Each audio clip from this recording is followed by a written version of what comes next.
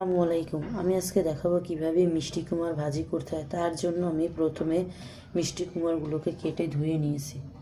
এখন এটাকে আমি ভাজি করব। এর ভেতর আমি মশলা মাখবো, সেটা তোমাদের দেখাবো। এর ভেতর আমি এখন মশলা দিয়ে দেব পরিমাণ মতো।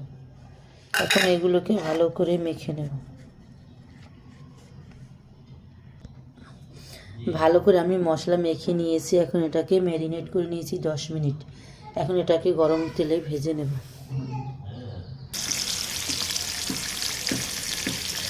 গরম তেলে ভেজে নেব এক পিঠ করে, এক পিঠ করে উল্টিয়ে নেব।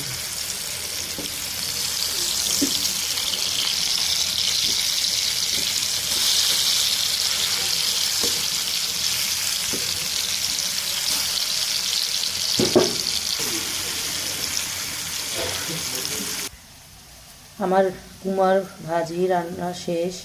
আপনাদের ভালো লাগলে লাইক কমেন্ট শেয়ার করে দেবেন এবং চ্যানেলটাকে সাবস্ক্রাইব করে দেবেন। আসসালামু আলাইকুম।